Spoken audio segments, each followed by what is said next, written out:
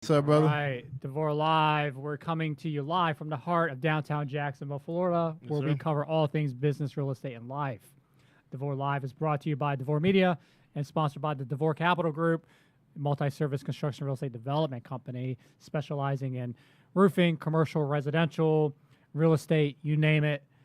And we got the crew, and we had a special guest. Before I get to the special guest, let me introduce the man to my right, Mr. Wes Deason. Hello, hello. We got Ethnan Atud Faman, kind of switch spots today. Yeah, So bonjour, make bonjour. room for the queen. Yes, sir.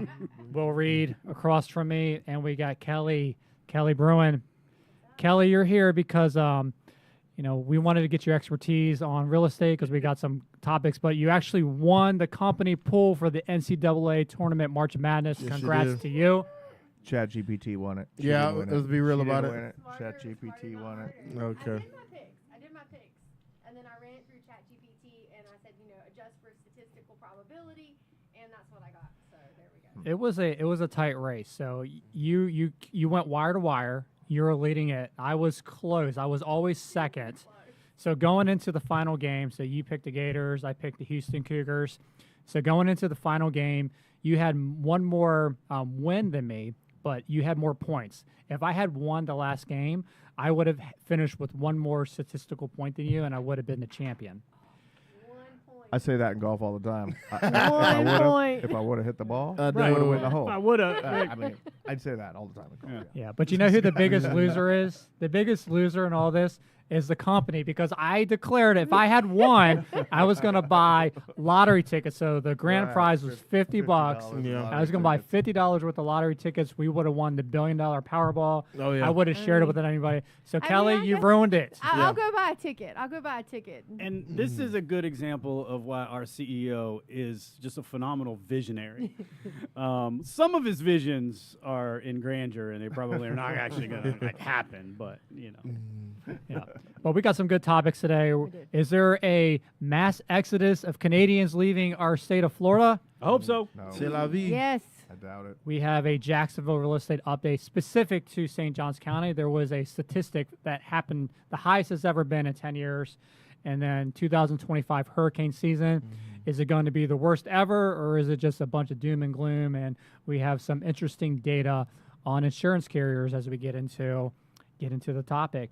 But other than NCAA tournament, how's everyone been? Good. Been good. Been good. Good. Been good. For sure. A lot busy. Real estate's definitely picking up in Northeast Florida. It is picking up We're for into our sure. roofing season. We'll be getting some storms. Things will be happening. We've got lots of stuff going on the construction. So as a business, we're doing really good. Getting ready to do some more recruiting. Recruiting. So things are on the right track. Recruiting like crazy, talking about a Central Florida office as well. We'll see what happens with that. So we are here locally in Jacksonville, but we already have business all over the state. We opened up an office earlier in South Florida, down in the Miami area.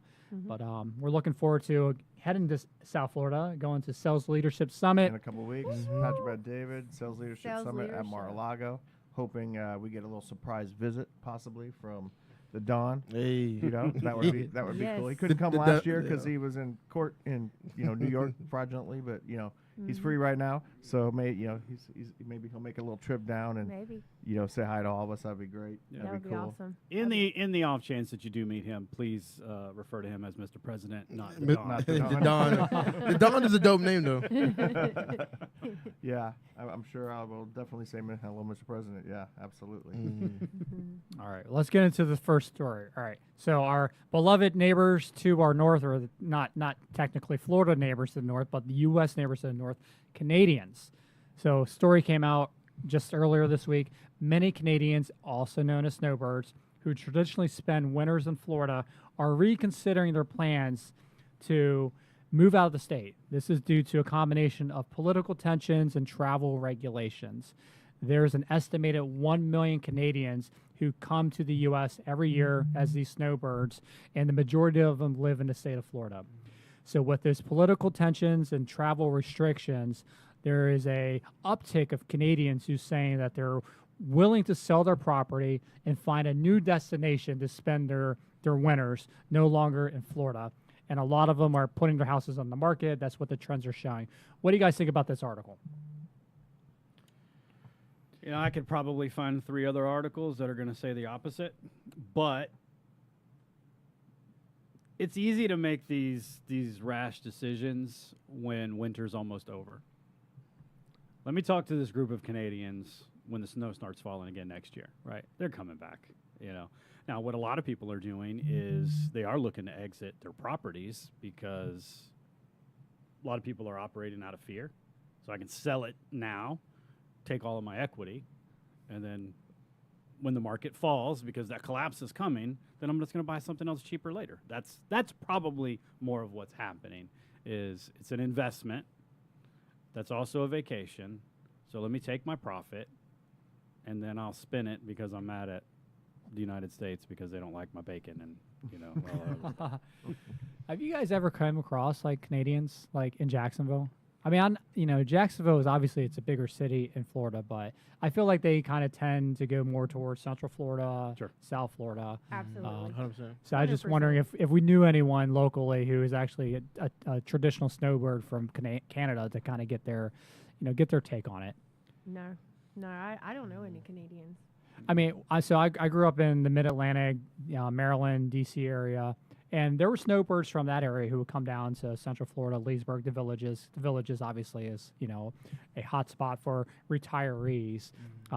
And I remember talking to some, when I used to live up there who would do that. They would try it for a couple years, but for the most part, they didn't typically, like the idea of doing it. So I don't know if it's more of, just newer people who are trying to be a snowbird, where they're like, you know what, it's just not for me, or if they're really affected by the things that are highlighted, like, everything that's happening between us and Canada with tariffs and, the restrictions of travel, So it's hard to say without really getting a lot of the data, what really is the factor for these snowbirds to, get up and say, we're not doing it anymore and we're jumping ship. Lack of good reporting, which is, they have to write on something. There's a lot of overreacting going on right now. I think there's just a lot of uncertainty, so people are going to form opinions really quick. I would venture to guess the amount is very, very small of the actual Canadians getting up, selling their property, going to Canada, never coming back, finding their next vacation home in Europe or something. I highly doubt that. I bet you at the end of the day, it's a super small amount. We'll never see another article that references this. This stuff comes out all the time, and it's just something that fires everybody up, gets some attraction to it. But what the real numbers are in here, there's nothing substantial in here that you can point to and go, that's absolutely happening. They found one lady that says, I don't want to come back. I'm leaving April 2nd. Right. That's one. Great. We got a million Canadians in Florida that spend their summers here, whatever, and have homes. I highly doubt that all of them are, on the market right now selling their home and leaving. I just don't think that's happening. So Yeah. it's just a lot of overreaction. And also, it says here they're trying to relocate to Mexico. I'm like, okay, if you didn't like the political Yeah. They got climate, to move to here, Tijuana, like, right? yeah, Right, they Mexico come to the City. U.S. because it's obviously U.S. and Canada are similar in a lot of ways, but the convenience, stores, restaurants, healthcare. So if you start going to, not that Mexico is a third world country by any means, but there's definitely it's not apples to apples the same of the infrastructure and the amenities sure. that you get here at the U.S. Yeah. I don't see them going to, Haiti, Dominican Republic, any of the countries like that. But I think it's just a sensationalized article. Maybe obviously there are some people who are doing it, but then to make it seem like it's a huge systemic issue that's going to affect us. Yeah. So what I have to say is, as a realtor with a condo listing currently, what I'm seeing pushback on is the insurance and the HOA. The HOA in the current condo association that I'm listed in is $630 a month on top of your mortgage with a 6% interest. So affordability is becoming an issue with the rising cost of insurance going into those HOA payments every month. Sure. So that right there is huge. But if you take the Canadians away from it, you still have over 63,000 condos on the MLS today in Florida. So how many of those are truly Canadians, and how many people are just buying from all over? 13%. Local investors. Yeah, Yeah. it's a So, little- it's a smaller percent than we're thinking. Again, it's a balloon article. Yeah. But I do believe that insurance, HOA fees, Yeah. for sure. That's where I'm seeing. But, statistically across the decade, Canadians have been good investors and good buyers in Florida. Oh, no doubt. So, I mean, if this article is definitely accurate in its assumption, losing that many people, let's say if there's 1 million Canadians who become snowbirds and come to the U.S. and half of those end up in Florida, I don't know what the true number is, that definitely is an impact to our economy, our local Florida economy. If we don't have that many people for 6 months out of the year, buying groceries, spending their money and, paying property taxes and things like that if they do exit. Right. So what do you think the impact is, if this really is a thing for us to be concerned about? Well, it will be an impact. My in-laws live down in Delray Beach, so when we visit in the summer, it's a ghost town. My brother-in-law and his wife, previously they worked in the service industry and they worked in restaurants, and their busy season was in the winter months when the Canadians would come down, and they'd make a lot of money, and it dies off in the summer. So there definitely will be an impact that might not necessarily turn the Florida economy on its head, but I think it will impact the paycheck to paycheck worker who is working in the service industry that is serving tourists. Yep. Right. It's going to hit. But also too, like in I don't want to give this article more time than we've already given it, but it says she was not comfortable sharing her last name for fear of becoming a target amid the growing political divide between the U.S. and Canada. Okay, so for any Canadians that are watching this right now, I'm just going to give you some reassurance. Nobody is targeting you, okay? Like this, come on. Like this is not even, like what are we doing? We're rounding up Canadians? No, it's not happening. Just stop with the nonsense. Well, I will say that there is an opportunity here for local people, though. Local buyers, if these people are exiting, a lot of times we can go in and offer cash, higher concessions. You can get a better deal, faster close. So for your local buyers who have been kind of closed out, you can go in there and sweep one of these up on a good deal. Yep. So if you're a first-time home buyer, a lot of these condos actually offer FHA-approved loans.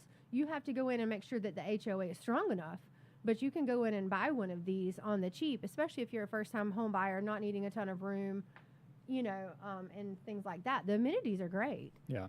In a lot of these. Yeah. I think, So- did we have an article to play on this one, video? Yeah. Why don't you tee that up, and then I'll share my final thoughts. So here we go. Well, two for sale signs south of the border now in what is increasingly becoming a trend amid growing political tensions and economic uncertainty. Some Canadian snowbirds are packing up and saying goodbye to their U.S. homes for good. CTV's Caitlin Wilson joins us live now with more on this. Caitlin. Patricia, Mike Dunlop and his wife are longtime snowbirds and among a growing number of Canadians choosing to leave the United States behind. And they aren't alone. Real estate agents say they're also seeing an uptick in listings as Canadians look for new places to spend the winter. What about right there? Right here? Yeah. This Canadian flag isn't just a symbol of home for Mike Dunlop and his wife. It's a message to the one. Visceral impact, the punch in the stomach Canadians feel. For years, these snowbirds escaped the winter at their Florida home in Cape Canaveral. But with a weakening Canadian dollar and President Donald Trump's escalating trade war, they're packing up for good. We didn't think things would get any worse. There are some people who say,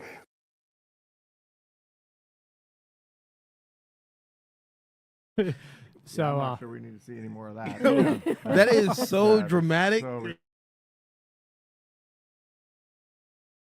A lot of these people who they interviewed, you know, in the article, they're willing to sell at any cost. Yeah. So let's Go see. Let's go go. get a deal. Call me. I'll help you Go find get a one. deal. Yeah, call us if you need a deal on a condo. Let's check the property appraiser report. See who's a non-U.S. citizen, and let's do some marketing. Do some direct marketing to them, and let's buy these properties up. Absolutely. All right. So yeah, that's a fun article. But hopefully, our Canadian brothers and sisters will change their mind and know that Florida is the land of the free, and want to stay here long term. 100%. All right. Let's transition to a local story of updates on the real estate market in St. Johns County. So St. Johns County is my hood. It's where I represent. We go hard down there. If y'all didn't know. Hood is crazy for St. John's Yeah, County. man. We got top rated schools, man. Yeah, for The best sure. schools in the state. That's why we're hard.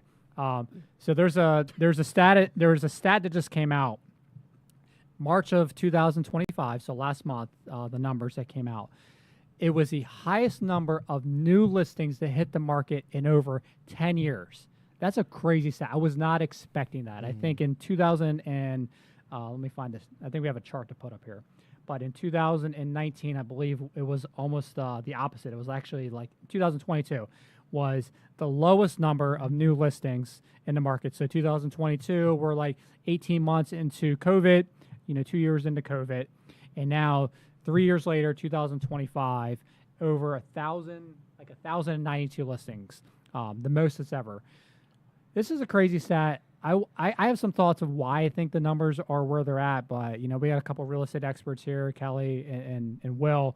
Want to get your thoughts of what you think the stat means, and what your outlook is, on the rest of 2025 for real estate. Okay, so I'll jump in really first. April 13th through the 19th is statistically the hottest week to list real estate in the state of Florida, especially the Northeast area. So I just did a video on that one, so we know that that's a hot week, and I think that everybody is really excited about that week coming up and went ahead and they're pushing some of their listers to go ahead and get it on the market. But you have to be very strategic with your pricing too, because what I'm hearing from a lot of lenders is, we have a lot of buyers, but they don't have a lot of money up front. So a lot of people, especially the houses that I've been talking to and sharing, they have concessions for buyers. So yes, you might have a 100, credit score or 800 credit score, but you don't have $10,000, $20,000 to put down. That's where strategic pricing can really help these amount of listings on the property. So if you're buying, ask for those to get what you want. That maybe will speed things up. But surge, I think,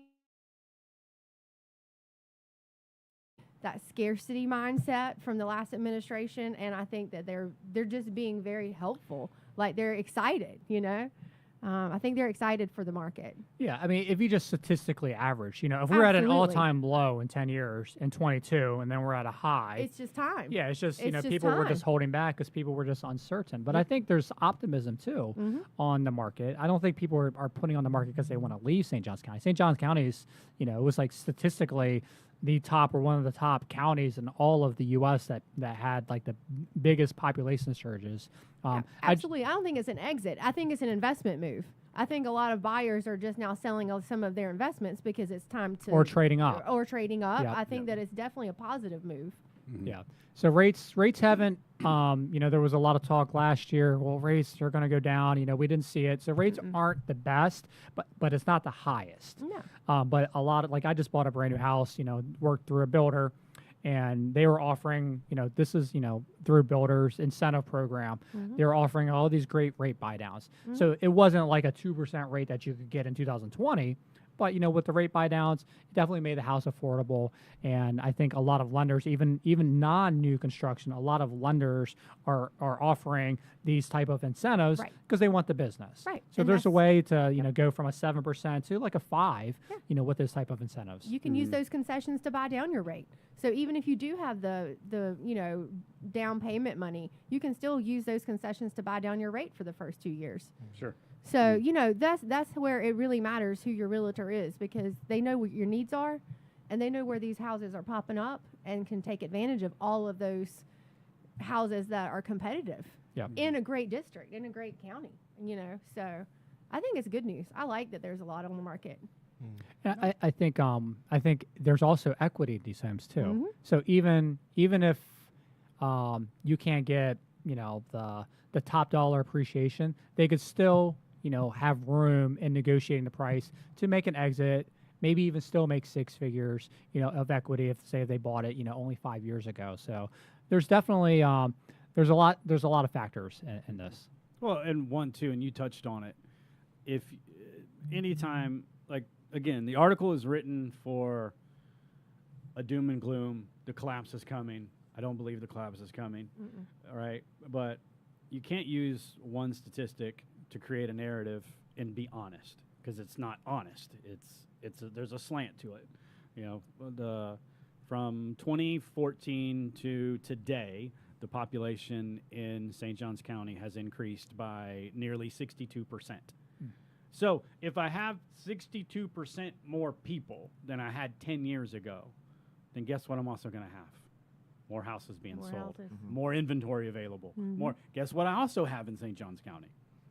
More houses, because we've built more and it's grown and it's all of that's those. what the article doesn't represent is all the new builds. I mean, I live right on the border of St. John's and Duval, and I can't go 10 feet from some kind of, they're demolishing everything, finding every bit of land, and new properties are going up left and left And they're left building. and left Right. and right and right and everywhere. So of course, So yeah, Right. it's you a know. good thing. It's not negative, but it's spun like, oh my goodness, Right. there's more listings than in the last 10 years. Of course there is, because there's more things to list and there's more people to buy them. There's more people to sell them. It's just it's a byproduct of population growth.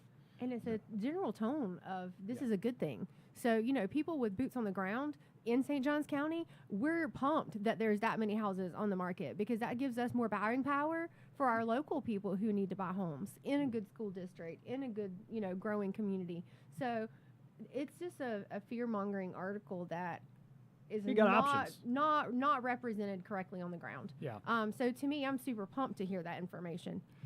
Yeah, I'm excited too. Yep. I'm big on development. Me too. In St. Johns County, you definitely have a lot of transplants. You don't find even for the greater Florida, you don't find that many locals. None of my neighbors that I could think of were like native to the area. Sure. But the urban sprawl definitely, it's already pushed in St. Johns, but now it's pushing further south in St. Johns County as we get into the next county, which is Flagler. And then they're also building the 16, what do they call that? Going from Green Cove over to St. Johns, they're expanding that expressway. Yeah, that's supposed the- to bypass. It starts at the downtown. Brandon Field, the Florida Toll road, Highway, is 23C. what they're calling it. Yeah. Yeah, so they're bringing all you guys from Clay County into my county now. I got to deal with people like Will all the time every day. Efficiently, they're going to bring us there for a tax.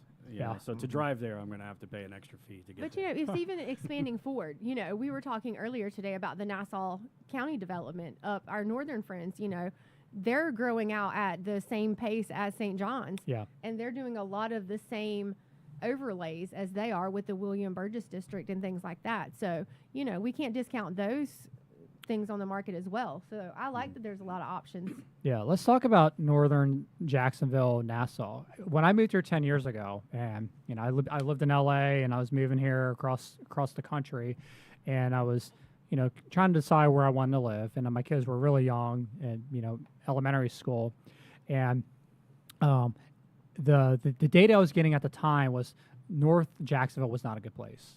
This is 10 years ago. That has completely changed. Completely. Like North Jacksonville Airport and then going into Nassau County is a phenomenal place of the city. They have, just access to the airport is huge. And then all of the, Amazon, Mercedes, like all these big companies have built out their infrastructure there. I know you do a lot of business up there. So what would you say about kind of northern Jacksonville, Nassau over the last 10 years, the growth of that area? Oh my goodness. Just look at Pecan Park. Perfect example. It went from one community. Now there's probably 36 different little communities around there.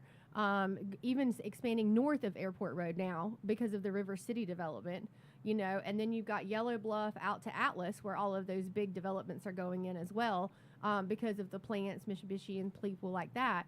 So, just that area alone is crazy. And then they just cleared all of that land across from the Loves on the same exit to put in housing development.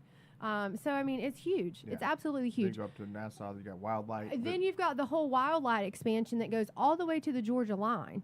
So whether you know it or not, that Dairy Road up there, it's going to be nothing. Awful. Have you ever been up there in a while? Nothing but traffic. Awful. 200 is, they're going to have to, they didn't plan that out very well because 200 is awful. You go on that road, it'd take you forever to get to Fernandina Beach. It's just packed now. And when I had my restaurant in Fernandina Beach, this was back before COVID, it was already getting horrible, and then they were just starting to put in a Wildlight. And I think I was up there, we were looking at one of our projects up there just last week, and going down 17 to 200 because you're trying to take all the back ways to get, because you just want to avoid 200 at all costs because it's just awful. It's just packed there now. Yeah, it's unbelievable. And the prices just went, so it's just a great area that, whatever they're saying about Florida, in my opinion, that's, any type of doom and gloom, like, oh, we got listings, oh, nobody wants to live here anymore. It's completely false because we can't build homes fast enough. We don't have enough land and build homes fast enough. Yeah. I mean, literally, we're running out of land in some places that are so densely populated. Yeah, I mean, we're like you said, we're hitting the Georgia state line right now with all the expansion. Yeah. I definitely don't want to go in Georgia, but even just to the west, obviously, there's land out the west. Kind of where you're from in McClenny. But all that's going to be infilled, and it's exciting. So when there's all these reports about Florida, moving out of the economy, just having just eyes and seeing what's happening, it's still growing. Definitely not as fast as it was in 2022. In the heart of COVID when everyone was moving here, but even with that, it's still growing at a much faster pace than the rest of the country. Absolutely, it's great because we're in the communities with the roofing and the construction, and we actually are seeing what's happening day to day. We have neighbors coming up to us, that are communicating the vibe of the community and what's happening and what the market is doing in that specific area. And so we feel like we have a lot better heartbeat and pulse on what's going on in Northeast Florida than most just real estate agents because of our multi-service. So thanks for that. I feel like I have a head start on most people. So I want to throw this out there, and this may be controversial, but if President Trump can talk about acquiring Canada as 51st state, Greenland 52nd and a half, why can't we just acquire Georgia as an extension of Florida? Oh, yeah, it kind of is. It's like northern Florida is what Georgia is. Yeah, but if we or could, do they say Florida's southern Georgia? I forget which one it is. That's the way. It's Jacksonville specifically with South Georgia. Okay, for a long time is what people would say. Yeah, I'm going to throw another controversial thing out there since you just did. What's up with the change in the beard? It was getting on my nerves. I trimmed it back. He's getting too much food stuck in it. I trimmed it back to 50%, and I got home last night. Maybe I was bored. I think, you know what? Let's just bring it back so I don't look homeless. He was probably taking up too much of the screen when he was doing his video. Yeah, it just doesn't look right anymore. Let my people go. Yeah. I don't look 60, right now. So you and E got about the same amount of beard hair. Y'all should have a contest to see by the end of the year. Like, don't do any more trimming to it. Let's not do that. No, his will win because this is straight hair. I got a lot of curl in mine. Oh, So but it you got to curls put in. the perm on there. Yeah, I You don't know gotta about a straighten it out, perm. It'd be crazy. Maybe. All right, let's talk about another fun topic. Hurricane season. Oh my goodness, it's going to be so bad. Ain't nothing like a hurricane party. Another article of doom and gloom. Doom and Every gloom. year. Florida it's will gonna be the underwater. worst ever. Yeah. Oh my God. Here we go. I think we got a graphic to put up, Taishina, if you want to play it here. But 2025, there was a bunch of I didn't even understand this graphic, this video that I forget what source we pulled it from, but it's already quantifying how many storms we're going to have. It's like 17 named they storms. do that every How do year. they know it's going to be 17 named They do storms? that. They do that. Predictions. do that. You know, weather patterns, Yeah, historical they do data. that. I would just like to see, and maybe somebody who's watching this will do it for me because I'm not going to put forth the time and energy to do it. Find me an article sometime in the last 10 years that said we will have a below average storm number. Yeah. This storm, every year, okay, it's worse. And they hit it's the worse. number. Yeah, even It's close. worse. Yeah. Yeah, it's worse. Is it ever going to not be the worst? Because it's never the worst. Yeah. But it's always going to be the worst. Well, let's talk about, so let's take recent data. So 2024, same type of sentiment. It's going to be the worst. And there was some really bad storms, like back-to-back hurricanes hit West Coast. Helene. Like, what do you call that area? That's kind of where Gulf you're Coast. from. Gulf Coast. Gulf but it's Coast. something. It's called something Big else. Ben. Big Bend. Yeah, the Big Bend Big Ben area got hit. You know, fortunately, not a lot of population, but you know, you actually have population there. Your mom's house got hit really do. bad. Yep. So this year, as we're coming into it, I don't even know what the factors are if someone can find it. But what's the data that says it's going to be the worst year ever? Like, is it temperature of the water? Is it like wind currents? You know, is it El Nino? I have no idea. Yes, yes, and yes. Okay, so you're our local geologist. Why don't you Yes. give us the insight? Yeah, it's a meteorologist. The geologist would be an individual that studies rocks. Okay. Look at this guy. He's a walking chat GPT. Yeah, it goes back to it used to be global warming, then it shifted into climate change. You know, as the water temperature increases, the amount of storms is going to increase. That's climate chaos. Is that, yes, That's is the climate chaos? yeah. Wow, that's scary. That's scary. I'm going to move. Where can we go to stay away from that? Yeah, that's where a lot of their data comes from, you know, and weather patterns and things change. You know, like we're probably in a cycle of increased temperature, increased storm activity, and 20 years from now, we'll probably look back and we'll be in a different cycle, and it will be different, or the storm systems will be further south than. You know, last year CSU predicted 23 named storms, 11 hurricanes, 5 majors, and the actual was 18 named storms, 11 hurricanes, and 5 majors. That's pretty close. Okay, yeah, that is actually. That's actually pretty close. Yeah. Now that's not all specific to Florida, of course, but just in general, I'd have to look and see what the Florida predicted, you know, for actual was. But it's probably going to be fairly close. Yeah. But 'Cause when you think storms, you think Florida. When you think Yeah. hurricanes, you think Florida. All right, But this is what we need to do. Since Kelly's so good at picking the winners in the tournament brackets, check yeah. Why don't you GPT pick and see these what the- storms? Okay. And see if like Which- if you're gonna pick the number the winner, the winners the and all the highest hurricanes we're one. gonna have this Yeah. year? Yeah. So just a couple things here. I had 2005 was 28 named storms, Wow. and that was the year of Katrina. Okay. So that was Man, that pretty seems like a significant. lot. I know, it seems like a long time ago. Yeah, The, 20 Yeah. 20 years ago, Katrina. Wow. Yeah. So Katrina, Rita, and Wilma were combined over $180 billion in damage. That was in 2005. So that was our worst one for a while. And then in 17 we had Harvey and Irma. That was over 300 billion. Mhm. So that was kind of crazy. Are those adjusted for inflation numbers, or are those No, accurate? those were just Okay. what it cost at the time. All right. Well, you know, when you talk hurricane, you got to talk insurance. It's like peanut butter and jelly, right? I was just about to talk about that. So let's talk about this article that just came out on Jacksonville.com. Not a good look for insurance companies. So there was a study that basically said 14 insurers in 2024, where 50% of their closed claims, they paid $0 of 14 insurers. So over half. Think about how Or more. crazy. or more, yeah, more. Or more, yeah, over half or more. We were just discussing that list And we weren't even surprised. I mean, we literally were not even surprised on some of the people on that list. Yeah, let's pull out a couple of these names. So people's trust, the worst Oh, offender. you know. 75% of their claims closed out at paying $0. Zero. So these people have a false expectation of security.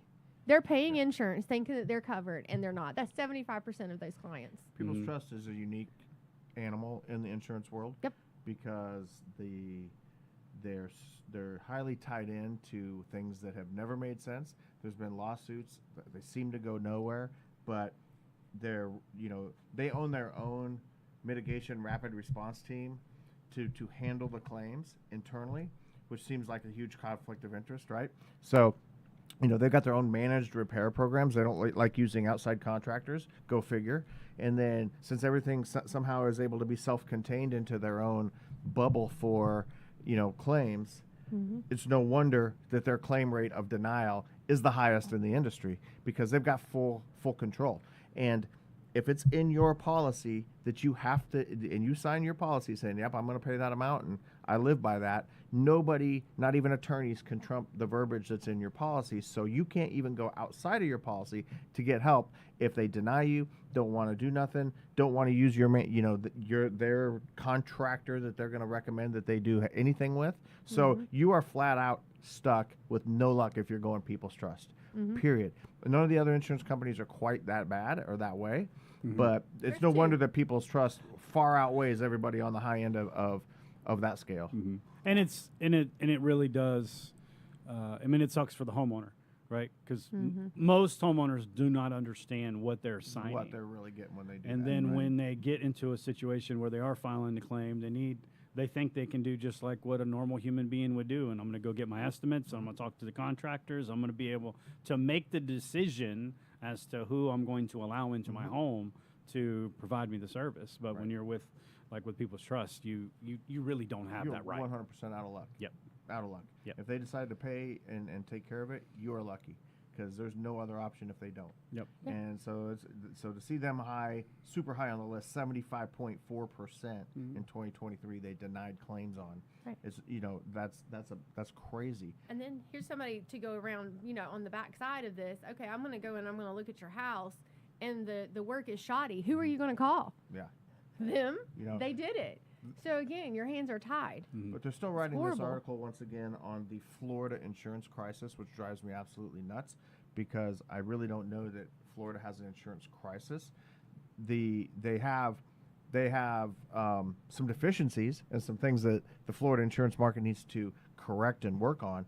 But they put, go figure, right? We got a crisis because the rates are going up. So they go into special session in 22, 21, come out with all these new bills, put the hammers down on contractors and attorneys and everybody else, and then magically, CBS 60 Minutes comes out and says, but Universal Property and Casualty was forced to return more than $30 million to the catastrophe fund because they fraudulently inflated all their claim estimates that they were to raise their rates that, oh my God, we're going under, we're paying out all these claims. And they got busted. Numerous other insurance companies got busted. And now it's like, the insurance companies are bad. They were bad before. You guys, everybody just panicked and then had to go into some mode instead of fixing it correctly. The lobbyists, the insurance companies, they got a lot of money and they can go make quick changes that we have no control over, and then this kind of stuff happens. Yeah, because you see those numbers Kelly was just reading. $150 billion, $300 billion, and all. This is what the insurance companies allegedly lost with FEMA money, insurance, coffers, and all of those things. But we could go through, and I could find you homes.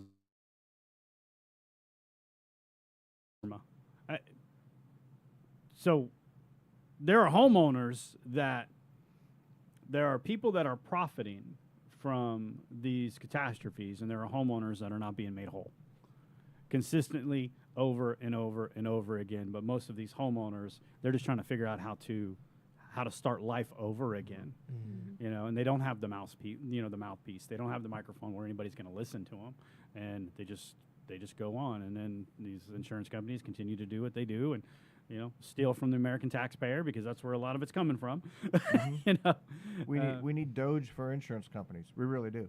I mean, this article actually has great a lot of good comparison. stuff into it, but you know, we had to put in new regulations last year because they found, as a report that just came out, that some insurance companies, unnamed, distributed $680 million to shareholders and billions more to company affiliates as the industry is ready to collapse. So, you know, on the backs of a major storm and people are left without homes. I mean, we see it. We go into those areas, total devastation. People freaked out. They got to move. They got to find some place to live. They're totally distressed. And the one thing that you got to count on is your insurance company, and they are not there. Mm-hmm. You're not in good hands. Jake from Snake, he's not helping you out either. Like, it's just, and then what do you do, right? Right. And where do you go? That's the problem. Yeah. And so this is deeply rooted, and now they're finding magically all this fraud, and they hit Heritage Insurance with $1 million fines for multiple state insurance code fraud, you know, fraudulent things. It's violations. It's probably more rampant than we know. Like I said, I think we need Doge to come in and handle all of the fraud in the insurance companies, and that magically there'd be probably millions of dollars to help out homeowners for the hurricane season that we're about ready to come into again, and people could actually get their homes taken care of. Right. I mean, the state of Florida has actually put out the program, My Florida Safe Homes, to help people prepare for these because insurance to. is not doing their job. Yeah. You know, there's another stat here in 2023. Nearly 1 in 3 Florida homeowners were denied or delayed because of their roof and wind damage prior to the storm. So they knew they had damage prior to it and didn't take action. They were denied once the storm came. So that's just, you know, that We still have pre-listing- homeowners from Hurricane Ian that Yeah, are waiting for their that are claims to waiting get for done. their- That was 2.5 years ago. Yeah. Yeah. Well, it's a State Farm, the State Farm, Snake Farm. Florida, Mm-hmm. the third largest provider in the state, closed 59.2% of its claims without paying homeowners anything, compared to 46.4% in 2023. Getting So worse.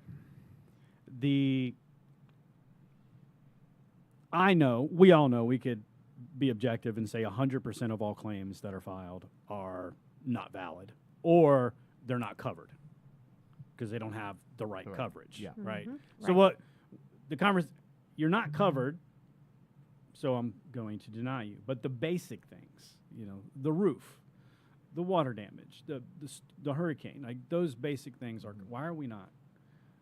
Why are they being denied? Yeah. You know, like we got a situation right now where we're in the process of helping a homeowner with and we're being dictated to as to How we have to write this. because directly from the insurance company. insurance company says go quote for us. We do, and they're like, no, don't do it that way. Do it this way. Mm-hmm. That's the wrong way. That's not right. Right. It's You know? ethically right. You know, it's not right. This is the deal, right? You just brought up another good point that I think this is where it's going to go, because they'll all come together and pretend they solve the issue by handling claims, and all they're going to do is continually change the verbiage in policies, because they've already started that long time ago, to where they confuse.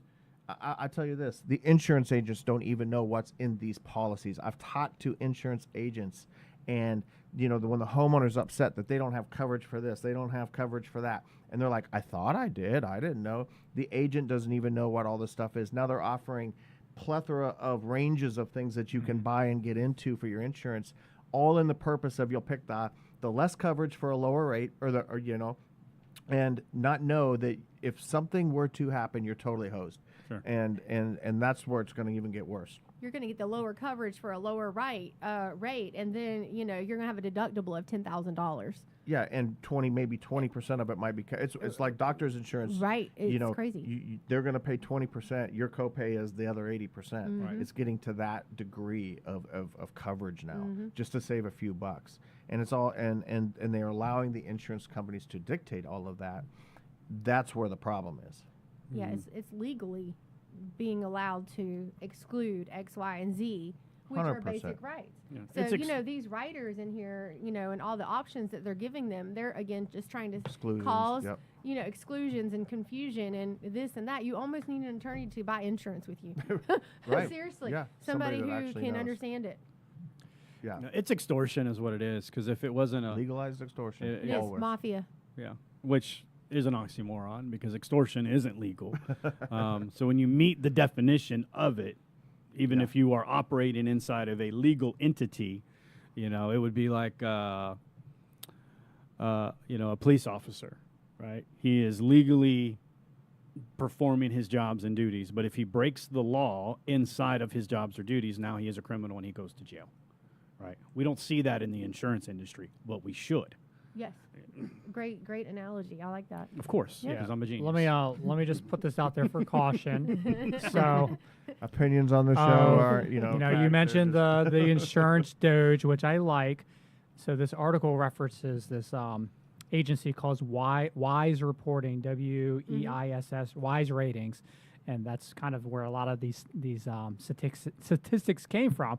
But just so you guys know, we got to be mindful of what we say, because Florida Department Office of Insurance Regulation subpoenaed this guy, sued him, and he ended up having to, because he was talking about insurance carriers. He got sued, lost like $2.1 million, it seems, back in like 2006 because of how outspoken this agency was. So obviously, you know, they don't like when you talk about them. They're going to show some force, and obviously they have a lot of money. But, you know, that's kind of crazy to think that they would do that to this agency, just reporting the facts. Yeah, I thought they consider that, you know, protection under whistleblowing. You know, I don't know where. Or free speech. Free speech. That's What's, kinda you know, where I it's mean, going. goodness gracious. Yeah, I think it's something he wasn't registered. They weren't registered with the SEC on advising customers, so it went beyond. I guess they try to say what the things he was saying was like giving some type of advice that violated. That's crazy. So just keep that in mind.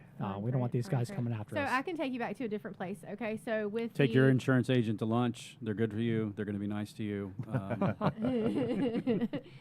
is the NOAA forecast of the hurricanes actually have a relation to how the listings go in real estate. So it says that a strong forecast actually dips real estate active listings by 10 to 15%. And we're not seeing that. So again, false news, you know, that real estate active listings dip because of a hurricane season coming up, an active season. We're not seeing that. We're seeing everything is on the market for sale.